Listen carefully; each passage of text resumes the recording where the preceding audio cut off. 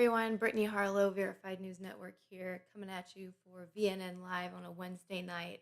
Try to do this every Wednesday. Verified News community, thank you so much for tuning in. If you're new to the Verified News community, we are a local independent network of journalists, news affiliates, all kinds of contributors from across the country.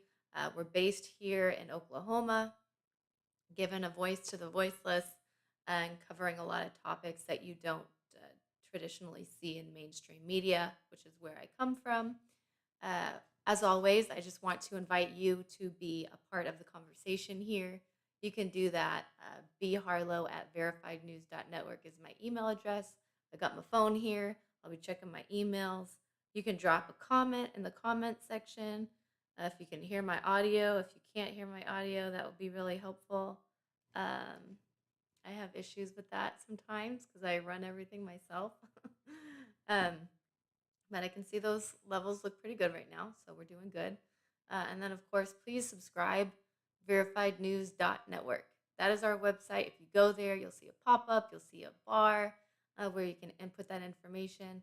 And it's just signing up for news and information to be sent to you that really helps us grow as a network, helps us reach more people with our stories, uh, creates more change in communities, and just builds a better relationship between news producers and consumers because we should all have the same mission, which is information, education. So, thank you again for tuning in. I like to kind of point out some stories at the beginning of our VNN lives that we do on Wednesday night with just a look at some of the stories we've been covering. The last story that I did was the story of drug use um, here in Oklahoma, specifically with the within the boundaries of the Muskogee Creek Reservation. We are a Muskogee Creek news network due to our ownership. And so we like to make sure that we're reporting on important issues in those communities, amongst the other, as well as the other communities that we're reporting on. I have a lot of professional and personal experience with drug addiction in some of those communities. And so definitely wanted to get the word out as far as how big this issue is and the resources that are available. We plan to do more stories on that in the future. This was a great story here um, about this local restaurant in Texas. You can see the second one down. Um, let me see if I can click on these. It's a great story about a business down there in Texas that served up hundreds of meals following the tornado outbreak that was a little over a week ago in Oklahoma and Texas. And I gotta admit, like I saw um, the you know the coverage of it. It was stormy up here in the Tulsa area when it was going on, but I had no idea even until I saw what that restaurant was doing, just how bad the devastation was. 30 plus communities hit by tornadoes. A woman was killed in Grayson County, which is, uh, you know, extra shocking to me because that's where I was a TV reporter, where I did a lot of reporting was in that county in Texas. So, um, but just an amazing story there about just one story about people helping their communities, and of course, it gives you a lot of hope and positive feelings when bad stuff like that happens because there's always people that come together to help, and so it was really amazing to see. I have a lot of cool updates for you. I've been like really slammed with news coverage from the April Wilkens case and this drug story that I've been working on, and a couple other stories that I've been working on. But at the same time, I opened my email and I got this notification of three separate uh, funding opportunities to help VNN um, uh, kind of extend that runway and create a lot more coverage and opportunities in our verified news community, totaling about $70,000. And so, in addition to all these stories I was working on, I was like, well, I got to take a break and fill out all these applications and try to get some more funding for our network. We're funded in a lot of different ways. We do sponsored news coverage. We do marketing for entrepreneurs and small businesses. We do grants. We do fundraising. Um, and so all that together um, makes VNN possible. And so, I had some really good opportunities come our way. Um, and we've had some uh, it's really incredibly hard to get grants, especially national grants that are open to everyone. But we have come away with some. We've come away with some here in Oklahoma, and so I'm really hoping that through these opportunities, that we can get a lot more coverage going. Um, Obviously, we're going to be talking about the April Wilkens case a little bit tonight, but one of the grants that we applied for, it's actually a fellowship that is would really help tell that story of April Wilkens, as well as the issues that that story highlights in the state of Oklahoma. And so we're trying to build an online database of information. We're trying to get funding to produce another illustrated news story specifically for the struggles that women face in the Oklahoma's justice system. And so that would be a whole dedicated effort to raising awareness about that issue and that case here in Oklahoma. So that's just one of the opportunities. We have a couple other ones in the pipeline, as I mentioned. Um, we have a lot of other stories that I'm working on. I've been working on a weather story with the National Weather Service here that is probably going to be coming out in late April, I would guess. Maybe May.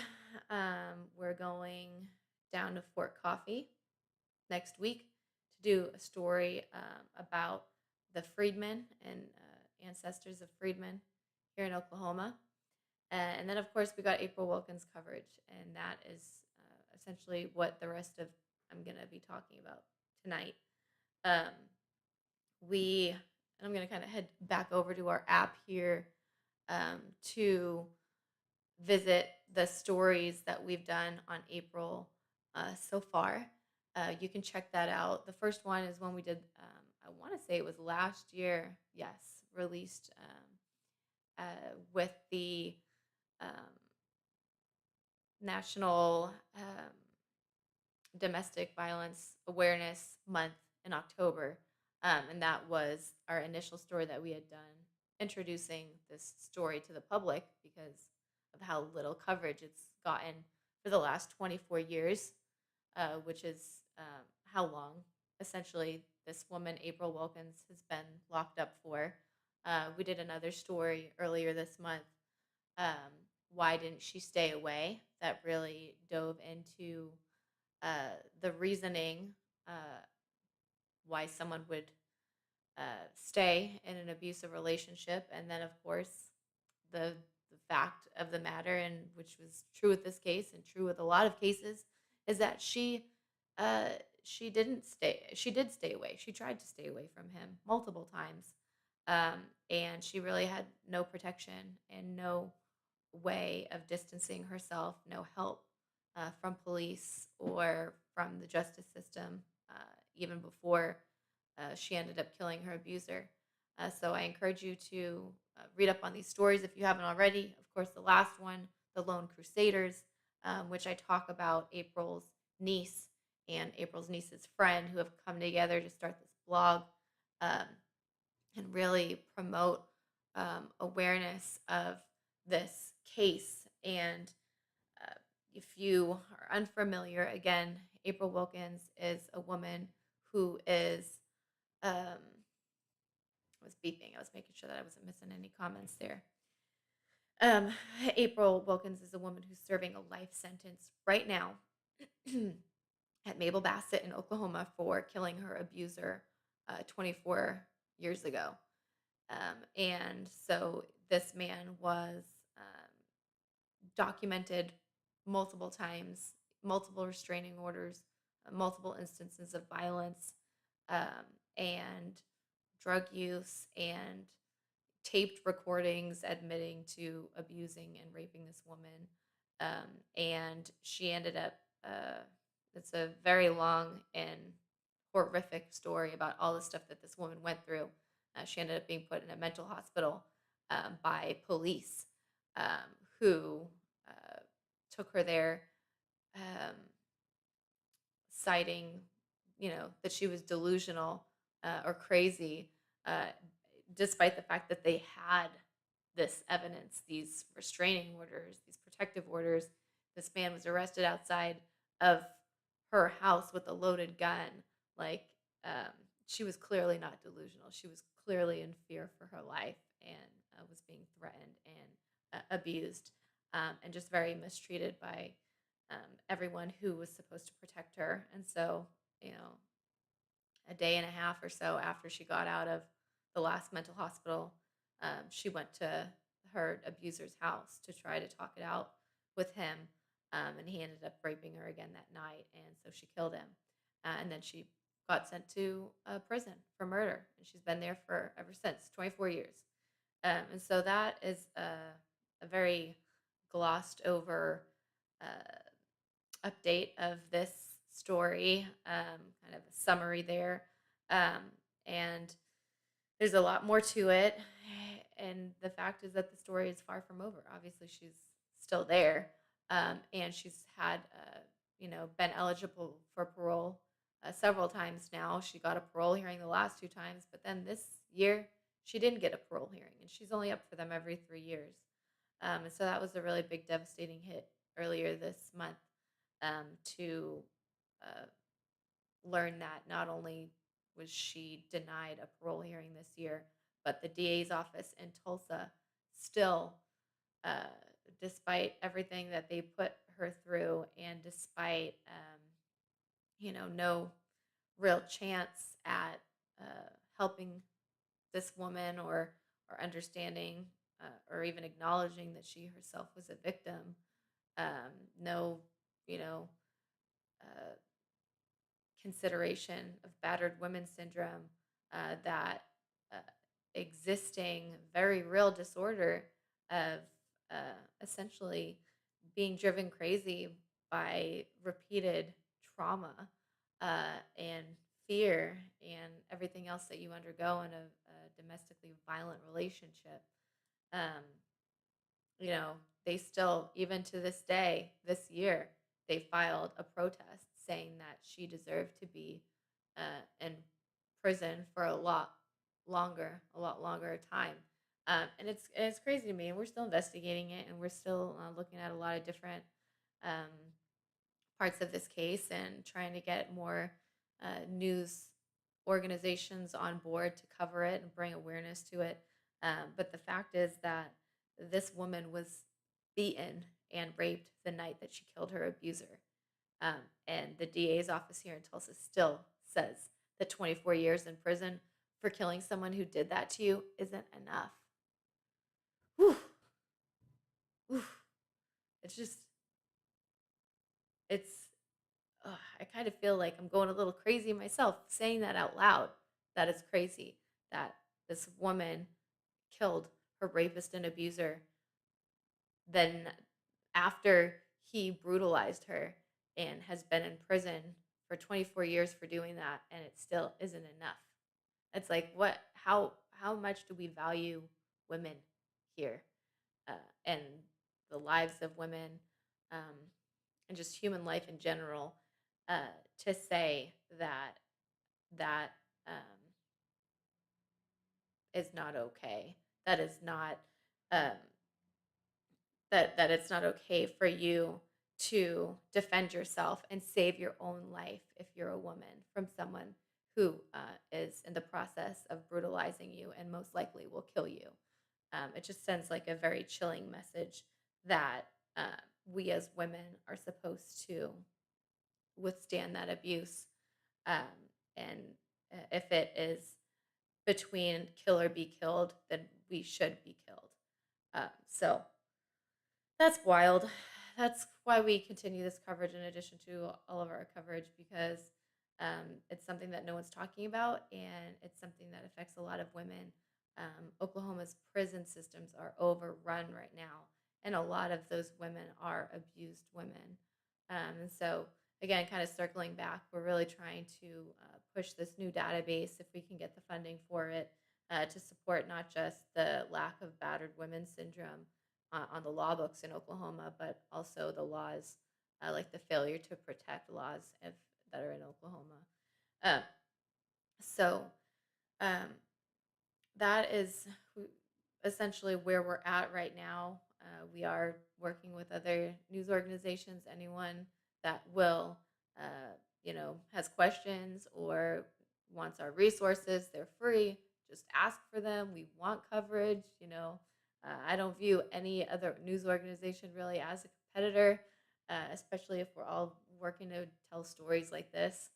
Um, I will say that it's been incredibly hard considering that the man that this woman killed was the son of Don Carlton Honda, who has put a uh, blocker, I guess is a polite way of saying, on any coverage of this case and of this story. And that they have so much pull with their advertising dollars that so far, for the last 24 years, it's worked, and no one's been reporting on it. But hopefully, with more awareness and more understanding of this problem, that it's not just this case; that it's a huge statewide issue that will change. We have a couple more stories in the pipeline. Another one that I'll be working on somehow in the next 2 or 3 weeks. I spoke with a lawmaker who is trying to help women like April out, so that they have at least some kind of course of action if they find themselves behind bars for defending themselves to save their own lives, such as the case of April Wilkens. And then later on, definitely wanting to be interviewing Glenn Blake, April Wilkens' attorney, and seeing what's going to happen next, because she's not due up for parole for another, almost 3 years now. But the fact of the matter is, there's so much we know now about battered women syndrome that we didn't know then.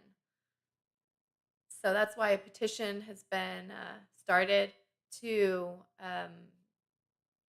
get April's sentence commuted, which to me, I would think would be, the easiest thing to determine because of all of the evidence that is there, what was presented in court, even though she had terrible lawyers that did, these public defenders who did a really terrible job of defending her.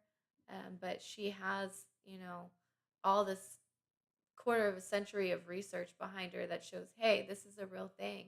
And uh, that, she shouldn't have been in for that long. Obviously, taking life is a serious um, offense, but if you're taking a life to save your own life when someone's attacking you, I really feel like it's not so black and white as, the state is making it out to be, especially since we're dealing with a very wealthy man. Um, and just the whole story is just so messed up. But I will kind of go back into it so that you can see. Not sure how much I'm going to be able to interact with this. Let me see here. This is a story. I can't scroll on it, unfortunately. Let's see if I can. I've never done this mid-show. I don't want to break it, but let's see.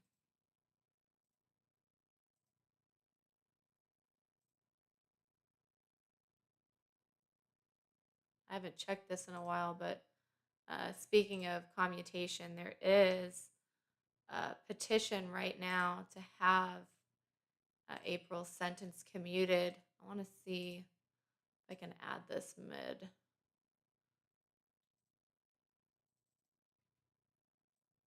show without breaking anything.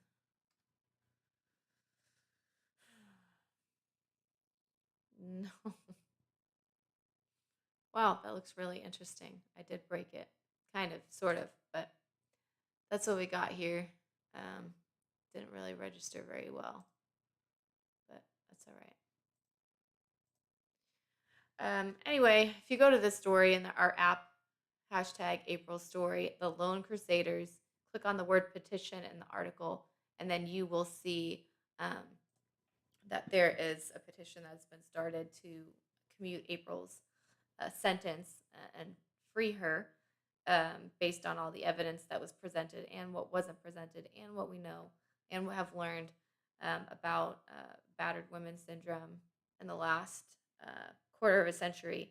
The fact of the matter is that was her defense, but people that should have testified for her were never called by her attorney during her trial. And uh, I believe her family did pay for a battered women expert, but this person was not really an expert. And so there was no true battered women syndrome expert testimony at her trial, which is crazy because that was her whole defense. And so that was a huge issue. In fact, when the DA asked her attorney um, or asked her battered women syndrome expert, oh, well, then why did she stay with him? He said, because she was dumb.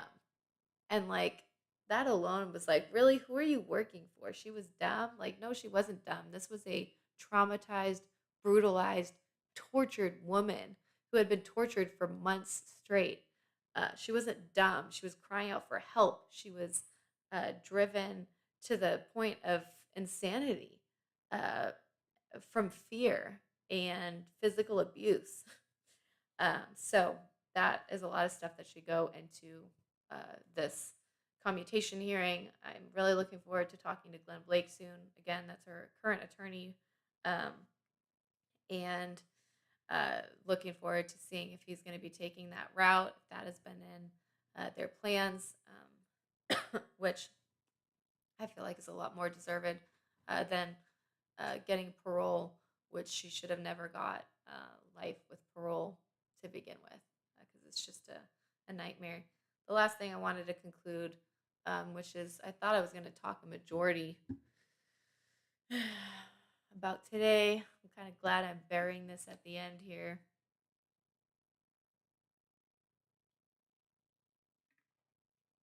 Because I did not make any friends today. I was working away and I go online and I see all of this. You know, you hear a lot about this transgender issue and oh, transgender women shouldn't be allowed to play in women's sports and um, you know, this big deal that like the first transgender athlete won women's swimming competition. Um, and you know, those are important discussions to be had for sure, especially 2022. You know, we know a lot about um, science and biology that we didn't know before, and we're becoming more, some of us are becoming more accepting. And I don't really want to get into all of that because I'm not an expert on that kind of stuff, and I haven't really researched a lot of it. So I'm not really in a place to say one way or another. Um, you know, there's any kind of solutions to those kinds of issues. But I did come across this today on my my Facebook feed, and I was like, "Save women!" And I saw like all these women with that's Oklahoma Governor Kevin Stitt in the middle, and all these women and all these rallying, and I'm like, "What is going on?" And then I saw like Save Women's Sports, and it was just like, "Wow, that's incredible." You know, that's a lot of support right there. That's a lot of a state, you know, coming together. Um, and I was just like, here I've been like the last um, almost a year talking about these issues with women and Oklahoma's justice system and its high incarceration rate of women, like probably number one in the entire country again this year from last year's data. It's still being analyzed, but it always floats around there. in the top three for the most uh, incarceration of women. Um, has been had been number one for a while. Um, this failure to protect law, this um, failure to help women who are in these horrible abusive situations from these men who are horribly abusive, and the police won't help you, uh, and women like April who are sentenced to life in prison for fighting back, and then just to see the state and the governor and everyone rallying to save women's sports. It was just like, why can't we rally like that to save women? Why can't we rally like that to uh, help men not be so abusive and be more protective of women and honoring women?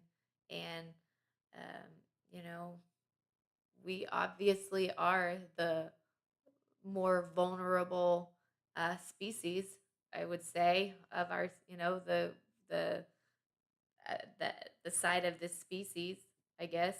Um, you know, physically, we are, uh, we don't have as much upper body strength. you know, we generally, I think, are of slighter build because we're made for different things. Like having children. Um, and it's just kind of like the parallel was just like really striking to me. And it's like, you know, why these transgender women, like the threat that they are to sports.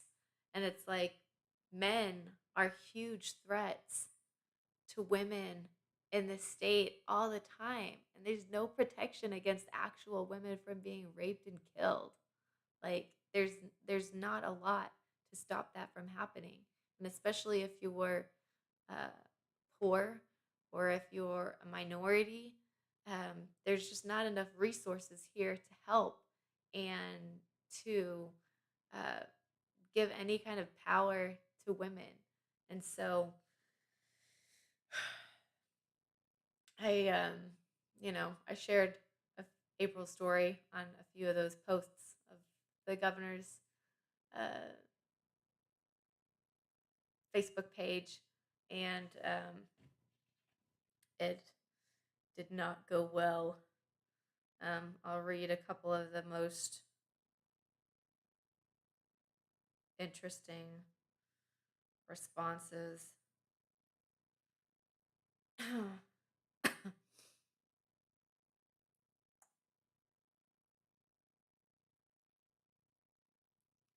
Don't put yourself in the situation of a relationship with a violent man. You won't change him. Hold yourself in higher self esteem.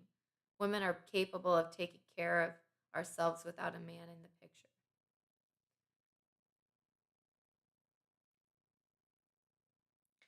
Unfortunately, you can't stop women from becoming involved with abusive men, nor can you convince them to leave once the man becomes abusive.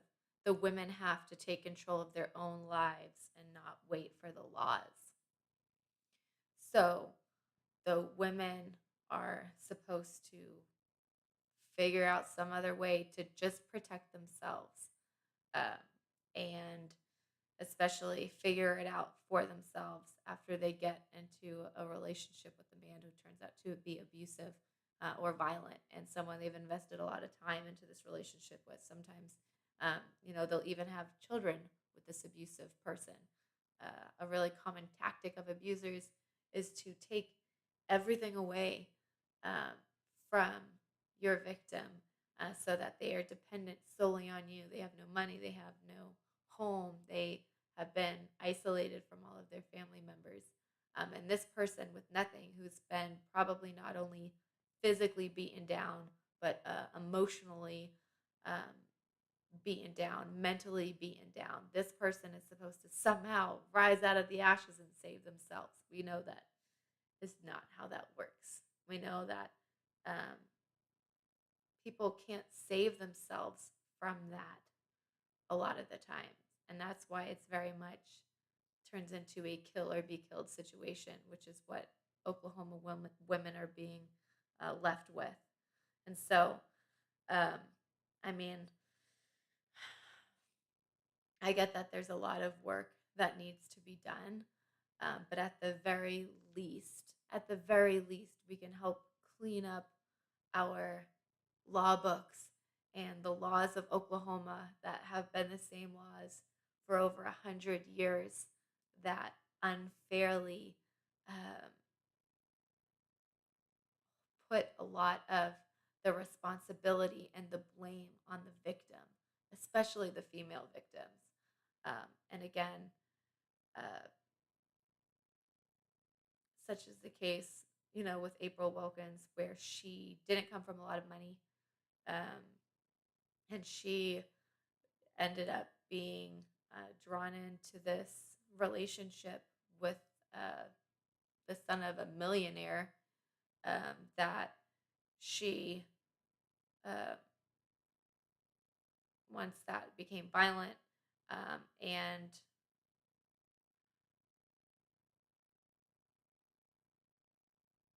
she slowly started realizing that she had no way out of it. Um,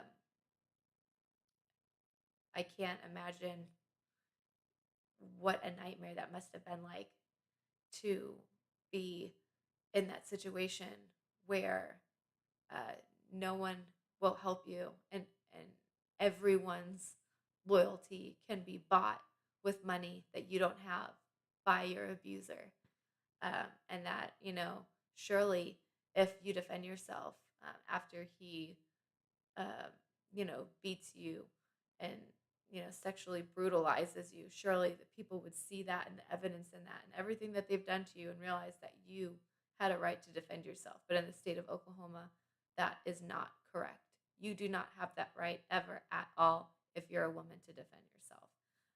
And that is just something that we're going to continue to bring attention to through this case, and hopefully maybe change at least one person's mind that, whether you're a man or a woman, you don't deserve to be brutalized, and that no matter how much money you have, you're not allowed to torture people and brutalize them. So that is the message of tonight and what we're working on, why we've been so busy, what we have in the works moving forward. Thank you so much for tuning in and listening to our continued coverage about the April Wilkens case and the other things that we have going on. Really appreciate your time. I'm going to keep trying to do this every Wednesday night. Verified News community, you have been great. Thank you again. Please feel free to drop some comments after, and I will read them, or again, send me an email, and I will gladly respond to you. Have a great night.